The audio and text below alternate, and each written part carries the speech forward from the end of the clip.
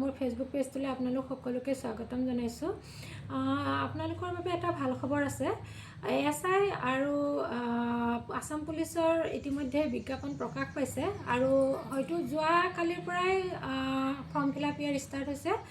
গতিকে আপোনালোকে দেৰি নকৰিব, ফৰ্ম ফিল আপ সোনকালে কৰক আৰু ফৰ্ম ফিল আপ কৰি বহি নাথাকি আপোনালোকে পঢ়া ষ্টাৰ্ট কৰি দিয়ক। যিসকলে 2026 চনত চাকৰি এটা ল'ম বুলি ভাবিছে তেওঁলোকে এতিয়াৰ পৰাই আৰম্ভ কৰিব হৈ গ'ল। আৰু আমাৰ আসাম টেটৰ GT আৰু PGTৰ খুব সম্ভৱত 2025 হয়তো 26 চনৰ জানুৱাৰী মাহতে আকৌ বিজ্ঞাপন প্ৰকাশ পাব। গতিকে এইটো এটা ভাল খবৰ আৰু আমি এতিয়াৰ পৰা প্ৰস্তুতি কৰিলেহে আমাৰ পৰীক্ষালৈকে আমাৰ চিলেবাছবোৰ কমপ্লিট হ'বগৈ। গতিকে আমি দেৰি নকৰি আৰম্ভ কৰিবৰ হৈছে। আৰু আপোনালোকে সুধি আছিলে মই নোটছ কেনেকৈ বনাওঁ। এতিয়া মই অকল টেটৰ কাৰণে নহয়, ADR কাৰণেও বা আসাম পুলিচৰ কাৰণেও গোটেইখিনি একেই হয়। চিলেবাছটো অকণমানহে ডিফাৰেঞ্চ আছে তাত। গতিকে এনেকুৱা নহয় যে আসাম পুলিচৰ বাবে যিখিনি নোটছ বনাইছোঁ আমি ADR কাৰণে নহ'ব। আমি আসাম পুলিচেই হওক ADR হওক অসমৰ যিকোনো কম্পিটিটিভ এক্সামৰ কাৰণে চিলেবাছ এখনেই, তাত কোনো বেলেগ নাই, বেলেগ কুৱেশ্যন নাহে। Assam history, Indian history, Assam geography, Indian geography, economics, polity এই সকলোবোৰেই আহে। গতিকে এক্সট্ৰাকৈ বেলেগ বেলেগ পৰীক্ষাৰ বাবে বেলেগ বেলেগ নোটছ নবনালেও হয়। আৰু মই পঢ়িছিলোঁ টেটৰ কাৰণে, GT আৰু PGT টেটৰ কাৰণে, আৰু সেই নোটছখিনিয়ে মোৰ ADRটো সহায় হৈছিল। গতিকে আপোনালোকে যিহেতু বিচাৰি আছিল মোৰ নোটছখিনি মই কেনেকৈ নোটছ বনাইছিলোঁ চাবলৈ, গতিকে ব'লক আজি মই সেইখিনি আপোনালোকৰ মাজলৈ লৈ আহোঁ।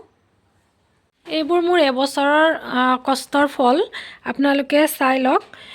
মই এটা এটা টপিকৰ ওপৰত এনেদৰে বনাইছিলোঁ আৰু ইয়াত বিশেষকৈ এই প্ৰথম লাইনটোত আছে ছ'চিয়েল ছায়েন্সৰ ক্লাছ 10লৈকে আছে, 6ৰ পৰা 10লৈকে এইবোৰ গোটেইখিনি। প্ৰথম যোনটো লাইন দেখিছে আপোনালোকে সেইখিনি অকল ছ'চিয়েল ছায়েন্সৰ হয়।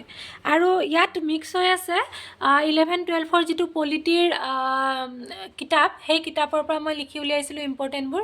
এইখিনিৰ পৰা পলিটি আছে এইখিনি লাইনটো, আৰু এয়া ক্লাছ 10লৈকে দেখিছে। আৰু এইখিনি পলিটি হয় ক্লাছ 11-12ৰ। আৰু এইটো লাইনত আছে পলিটিকেল ছায়েন্স। গোটেইখিনি পলিটিকেল ছায়েন্সৰ যিমান ইম্পৰ্টেণ্ট কুৱেশ্যন হয় মই কালেক্ট কৰি পেলাই গোটেই বহীখিনি বনাইছিলোঁ। ছেকেণ্ড লাইনটোত অকল পলিটিয়ে হয়, গোটেইখিনি পলিটিকেল ছায়েন্সৰ ওপৰত মই লিখিছিলোঁ। আৰু ইম্পৰ্টেণ্টখিনিহে লিখিছিলোঁ মই, এনেকুৱা নহয় যে গোটেইখিনি লিখিছোঁ। যিখিনি মই কিতাপত পাইছিলোঁ মই সেইখিনি লিখা নাছিলোঁ। যিখিনি মই প্ৰয়োজনীয় বুলি ভাবোঁ কিতাপৰ পৰা উলিয়াই মই সেইখিনিহে লিখিছিলোঁ, যাতে পৰীক্ষাৰ আগে আগে মই চাই যাব পাৰোঁ। এয়া এদিন দুদিনৰ কষ্ট নহয়, এয়া সম্পূৰ্ণ এবছৰ লাগিছিলে মোৰ এইখিনি। আৰু এইটো পাৰ্টত আছে ষ্টেটিক GK, আমাৰ যিটো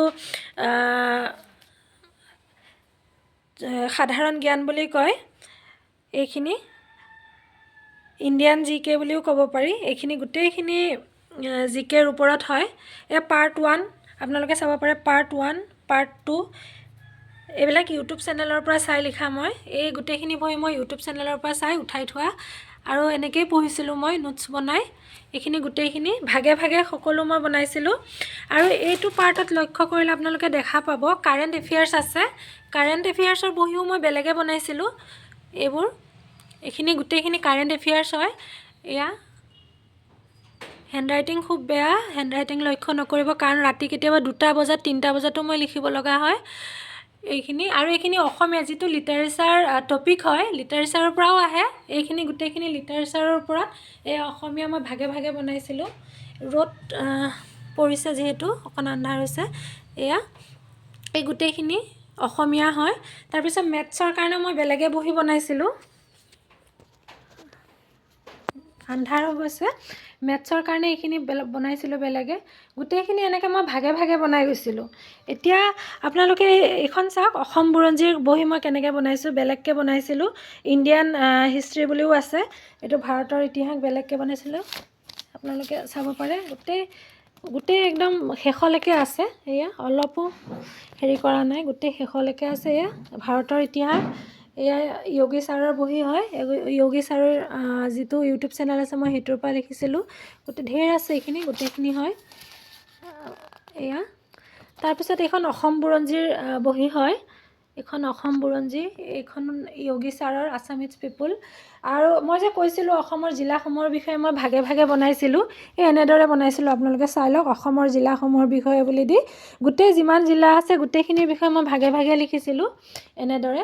এতিয়া এডুকেশ্যন আপোনাৰ যিটো এইখন এডুকেশ্যনৰ বুক হয়, higher secondary first year second year, এইখিনি মই লিখি উলিয়াইছিলোঁ। এইখিনি আহি থাকে, টেটত আহে, এইখিনি টেটৰ বস্তু।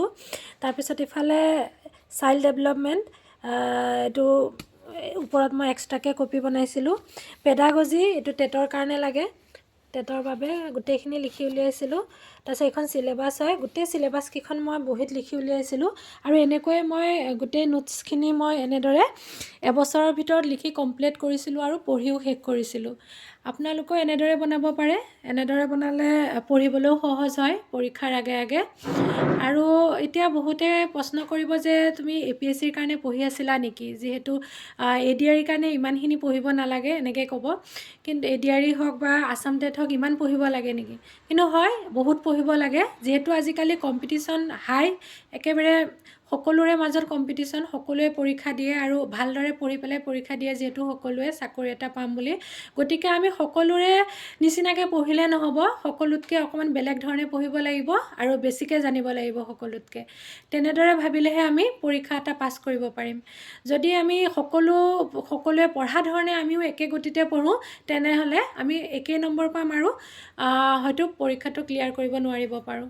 গতিকে আমি নিজেই অকণমান চেষ্টা কৰিব লাগিব আৰু এনেদৰে পঢ়িলেই হ'ল। আৰু বিজ্ঞাপন ওলোৱালৈ চাই নাথাকিব যে এডভাৰটাইজমেণ্ট ওলালে পঢ়িম বা ফৰ্ম ফিল আপ হোৱাৰ পিছত পঢ়িম, এনেদৰে নহয়। সকলোৱে পঢ়ি আছে, এতিয়াৰ পৰাই ষ্টাৰ্ট কৰিলেই বহুতে পঢ়ি আছে। আৰু যিসকলে এনেদৰে কষ্ট কৰিছে তেওঁলোকে নিশ্চয় পাব।